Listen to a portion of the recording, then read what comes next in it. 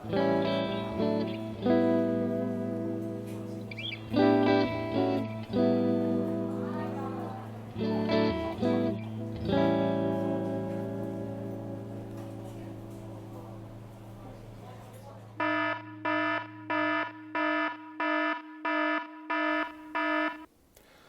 mes amis, hi guys. Yesterday was a Hong Kong holiday and Mrs. Uptick wanted me nevertheless to get out the house and go to work. So I did what you would expect. I went watch shopping all day. The streets of Central were pretty quiet. As you can see, most of the flights are cancelled now. There are no inbound flights at the moment. A couple of destinations left, and that's about it. You can't even check in Central. All the check-in counters have been shut. The mall is pretty quiet as it's a holiday. People stay home as they are being asked to do. But the shops are still open, and I did stop by Rolex to try on a sublime full rose gold GMT Master 2, which marries so well with the tone of my skin. And I love how the black dial, which can be a bit boring at times, is livened up by the surrounding rose gold elements, including the rehaut.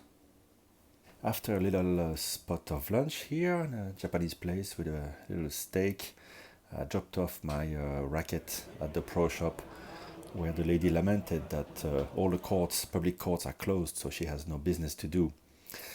And then I headed out, as you can see on the map here, to the Kowloon side of Hong Kong, so on the other side of the Victoria Harbour, where you will see quite a lot of people are roaming around the streets. So you might remember I did a video about the second-hand watch shops in Mong Kok, and this is the station right before that, not far from the famous TST, Tsim Shat Choi. I never managed to say it right. And I knew in Yomate there would be nice second-hand shop, but there was a lot more than I was expecting. And funnily, they are right behind the place where I've always been rehearsing with my band. Likewise in Mong Kok, I went there many times to rehearse with my band, and there was always, without knowing that right behind that rehearsal place, all the watch shops were there.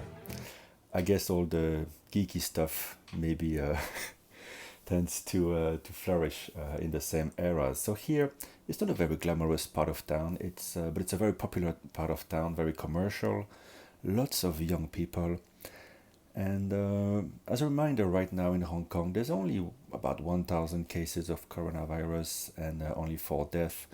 And people are very careful. They wear the mask, they sanitize their hands, everything they touch. And life goes on more or less. The schools are closed, many facilities are closed, but the shops are still okay to open. Everyone being very careful. Anyway, the first shop I went to, interestingly, had one of the watches I really wanted to see.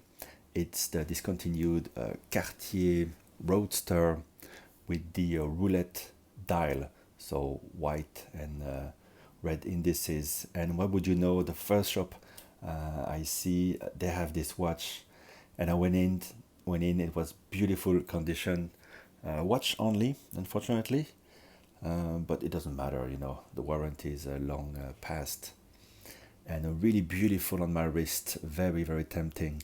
But I have a big watch coming in soon, so I'm hesitating about purchasing this watch, although it's not very expensive, like all the stuff here that you see at the bottom of the window. All the hot models from Rolex are on top, and at the bottom is the stuff they can't sell, like the Cartier stuff. So this is 18,000 Hong Kong dollar. As a reminder, $1 is 7.75 Hong Kong dollar. So it's a bit more than 2 grand. And the watch is it's a piece of jewelry on the wrist, really original, really beautiful. That date window is very very original. So I didn't buy it there on the spot. I wanted to see how I feel about it after a few days. I don't think people are going to rush to buy this watch. So anyway, the gallery right behind that shop has many amazing watch shops, millions of dollars worth of Rolex vintage especially, and a lot of punters are there. Not only to see the watch shops, but bizarrely also many toy gun, well they look like real guns actually, shops. I guess it's a very nerdy kind of part of town, and as well as miniature cars and tanks and war stuff. A bit of a bit weird to see all that. But anyway, I'm gonna post here all the pictures of interesting watches that I saw. Very tempting stuff, but it's for really high budget budget punters, I gotta say. You can even find a new old stocks, like in some of these boxes, for example. And here on the left, you have GMT made for Oman, I suppose the country. A couple of new old stocks, Daytonas and Kermit. So let's begin the journey. I hope you're gonna enjoy with me as much as I enjoyed spending that afternoon there in Yomate. If you get a chance, do visit. And if you're a big fan of Rolex, you can find anything you want, like this 6263 Daytona or a 16800 Comex. Those are very expensive, obviously. And yeah, more affordable stuff, 1680.